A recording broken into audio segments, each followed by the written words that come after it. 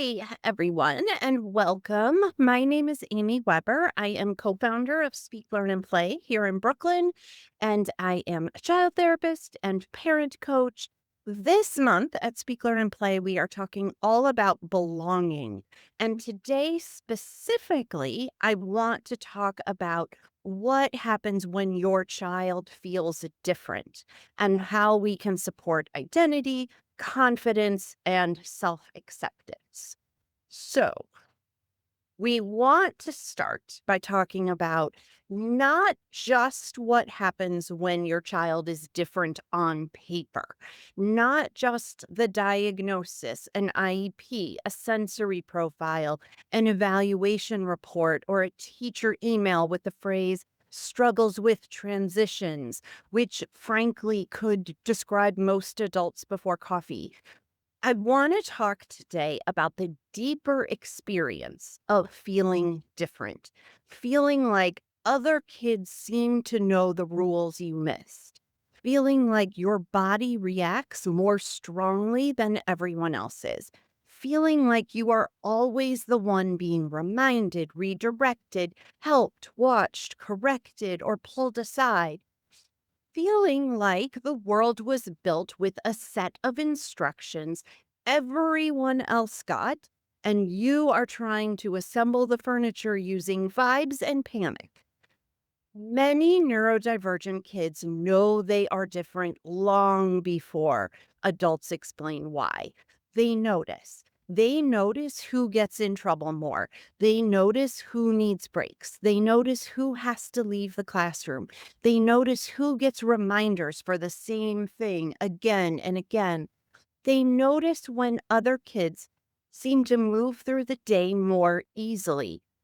They notice when adults lower their voices to talk about them.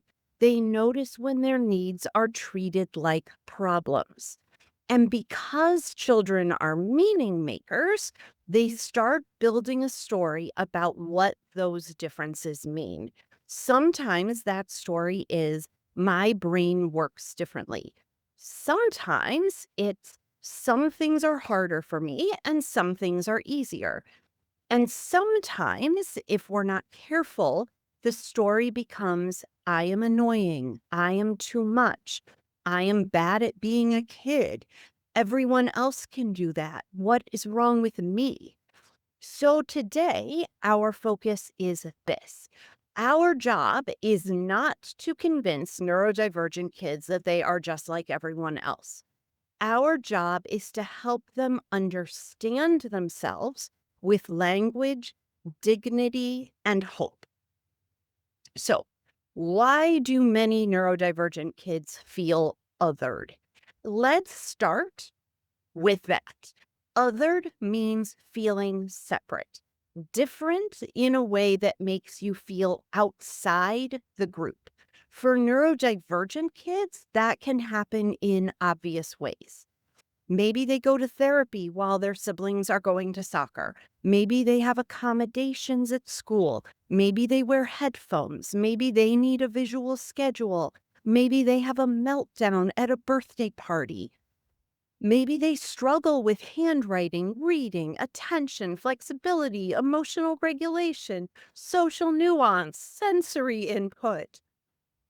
Maybe they are the child who cannot sit still, or the child who never speaks up, or the child who asks 47 clarifying questions because clean your room is not nearly specific enough. And honestly, sometimes they are right to notice that they are having a different experience. We do not help kids by pretending they are imagining it. If a child says, I'm different, and we quickly say, no, you're not, we may mean that as comfort, but it can accidentally feel dismissive. The child is saying, please help me understand what I'm noticing. And we're saying, don't notice that. And that can make kids feel even more alone. Instead, we should try to say, you're right. Some things do feel different for you. Your brain and body have some strong reactions. Some parts of school take more energy for you than they do for some other kids. And none of that means there is something wrong with who you are. That combination matters. Truth plus safety, honesty plus dignity. Different does not have to mean defective. Let's talk about something many neurodivergent kids experience daily, and that is being corrected. Sit still, pay attention, use a calmer voice, stop interrupting, try again, look at me, don't touch that. Hurry up, slow down, be flexible, use your words, think before you act, check your work. Why did you do that? And listen, many of these corrections are understandable. Kids need guidance, they need reminders, they need safety, and they need support learning skills. But imagine just for a second what it feels like when much of your day is built around people pointing out what you are not doing correctly. Even kind correction can pile up. Even necessary support can start to feel like proof that you are failing. Even accommodations can feel complicated because, on one hand, accommodations help. They may be essential, they may be the thing that allows a child access to learning, managing sensory input, communicating, or staying regulated. But on the other hand, accommodations can also make kids feel visible in ways they did not choose. A child may start to think, why do I need help and other kids don't? Why do I have to leave the room? Why do I get a chart? Why do adults keep talking about my behavior? Why am I the one who always has to work on something? This is where shame can grow, not because difference itself is shameful. Difference is not shameful, but repeated experience of being corrected, excluded, misunderstood, or treated as difficult can create shame around difference. Shame says, this is not just something that I struggle with. This is who I am. And once shame enters the room, kids often protect themselves. Some kids protect themselves by becoming perfectionistic. If I never mess up, no one will ever see what's wrong with me. Some kids protect themselves with anger. If I push you away first, you can't reject me. Some kids become silly or performative. If I make everyone laugh, maybe they won't notice I'm struggling. Some give up.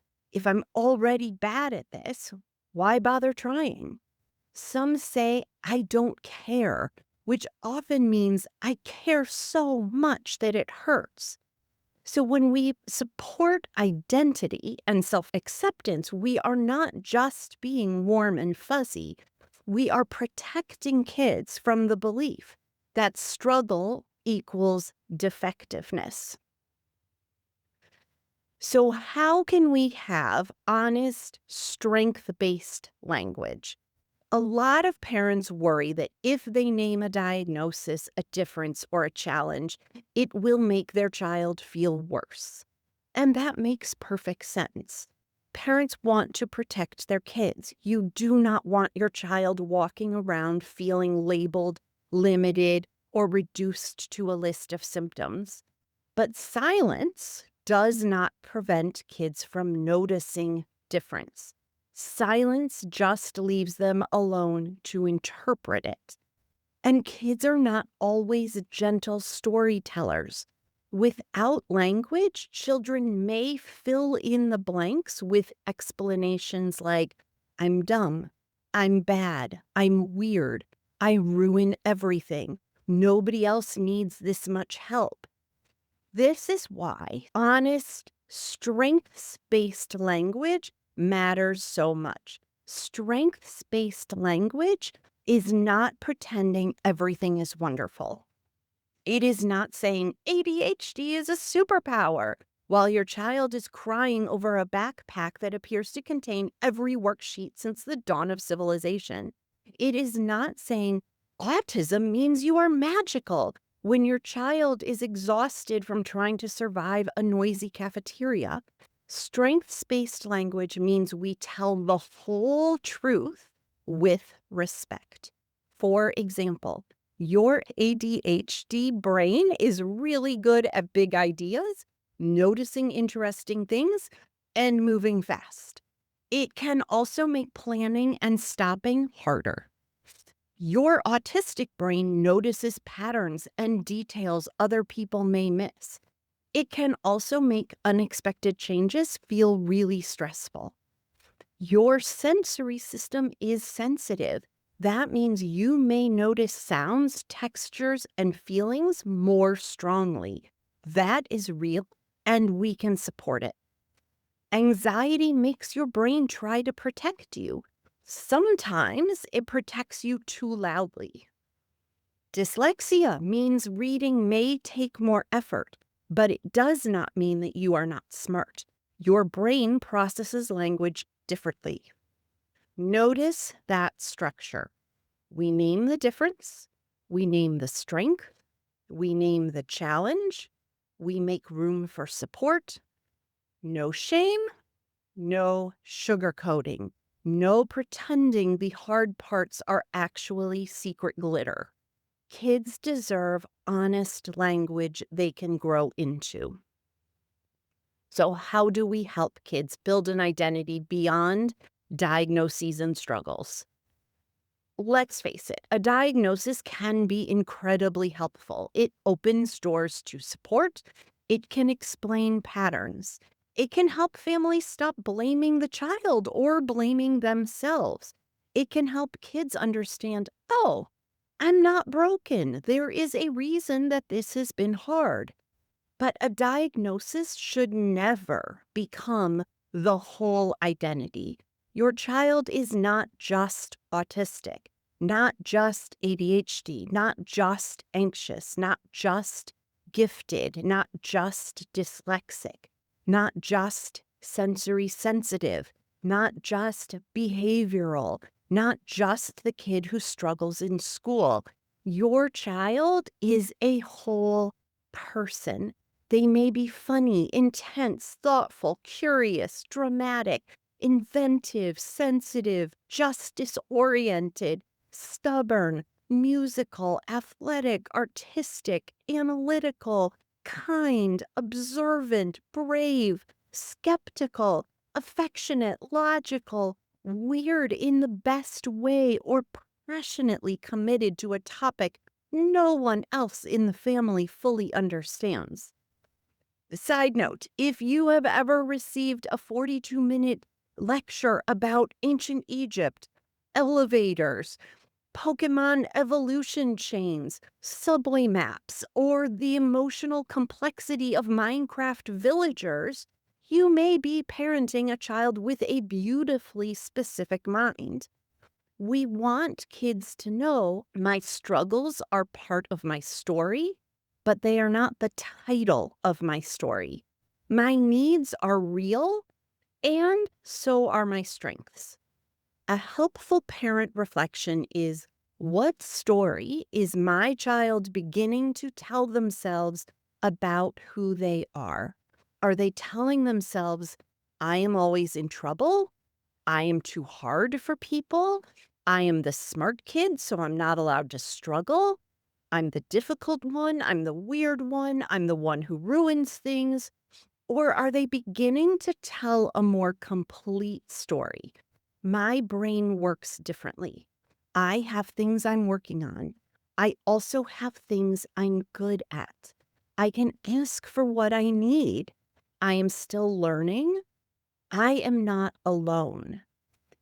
That story really matters because kids live inside the stories they believe about themselves.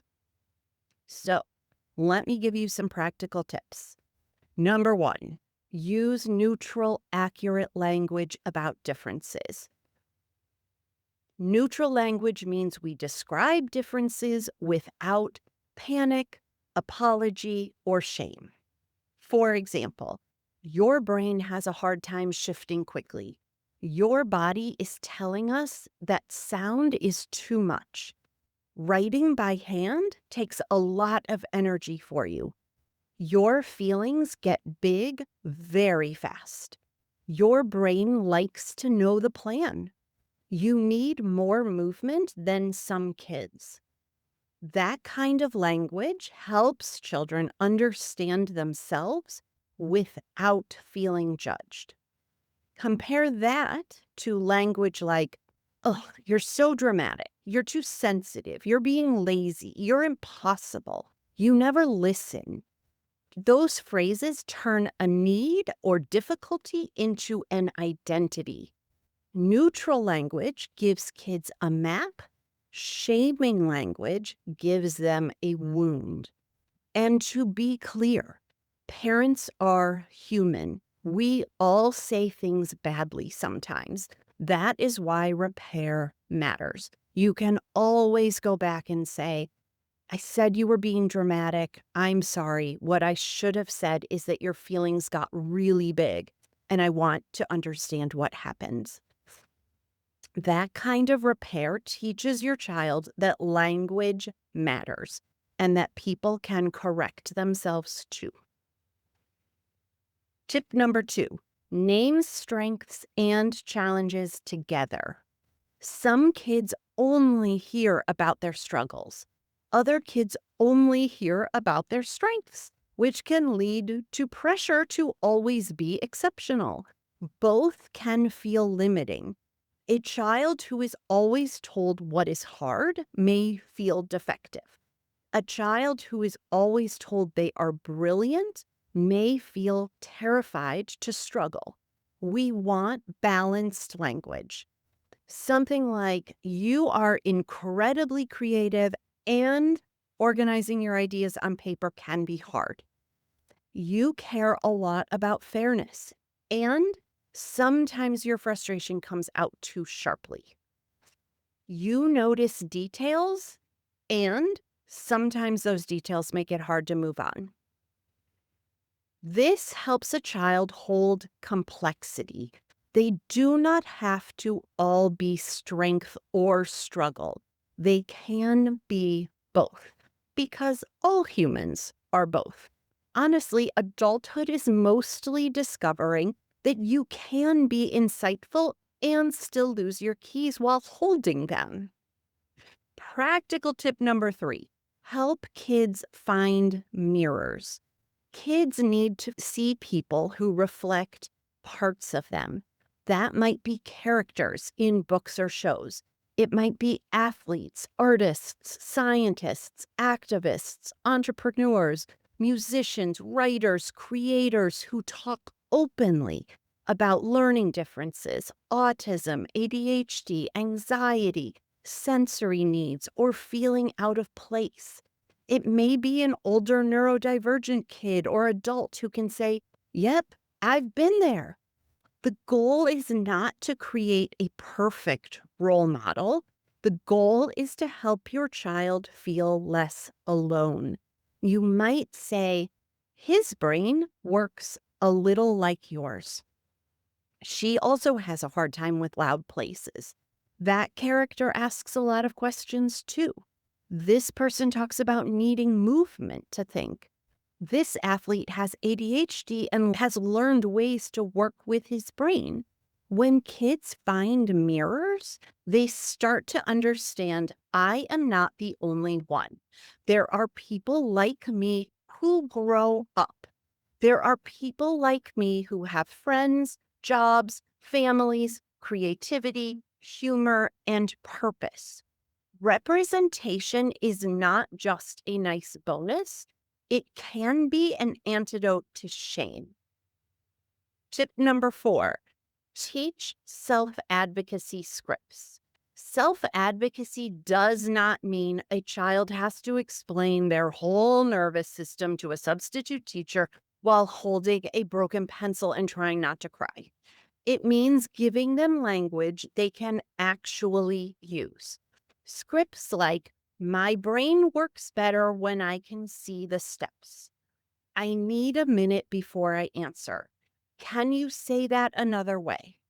I am not trying to ignore you. I need help starting.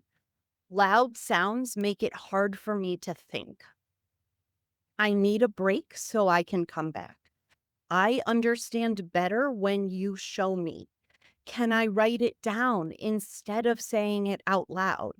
I'm getting frustrated. I need space. These types of scripts help kids move from I'm bad at this to I know what helps me. And that shift is enormous. It builds agency.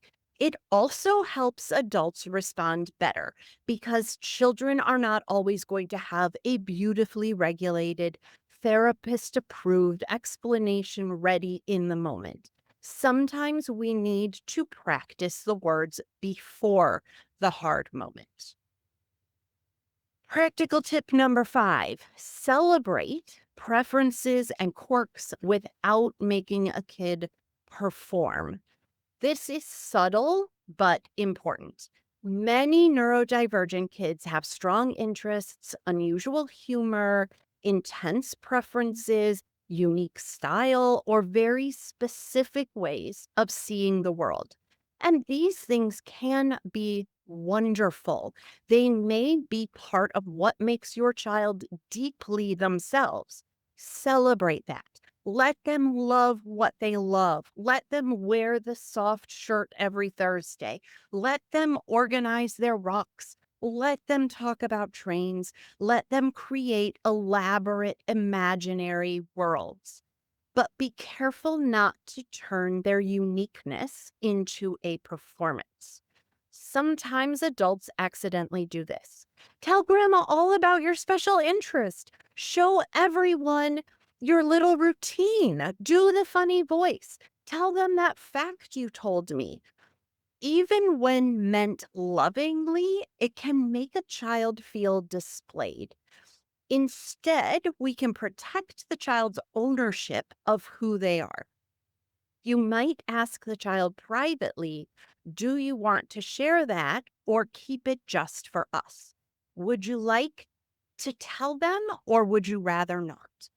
You don't have to perform your interests for anyone. This teaches kids that their identity belongs to them. They are not a party trick, they are a person. So, as we close, I want to come back to the big idea.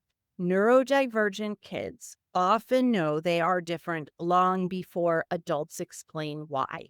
So, our goal is not to rush in and say, no, no, you're just like everyone else, because they may not feel like everyone else. And that is okay. The goal is to help them understand I am different in some ways. Some things are harder for me. Some things are easier for me. My needs make sense. My strengths are real. My challenges are not character flaws. My diagnosis may explain part of me, but it does not contain all of me. I can learn to ask for what I need. That is self acceptance. Not a child who never struggles, not a child who magically stops caring what others think, not a child who has perfect confidence every day. A self acceptance means a child is slowly building a relationship with themselves that is honest, kind, and whole. And parents play such a powerful role in that process through the words you use, through the way you explain differences, through the way you name strengths, through the way you repair shame, through the way you make room for your child's full humanity, not just the easy parts. So, this week, I invite you to listen for the story your child may be telling themselves, and then gently, steadily help them revise it, not into a fake story where everything is easy, but into a truer one, a kinder one, a story where difference is not a defect and where support is not shameful. A story where your child can say, "This is how I work. This is what helps me. This is what is hard. This is what is strong in me. This is who I am." Because the goal is not for your child to feel normal. The goal is for your child to feel whole. Thank you so much for being with me today, and I'll see you soon.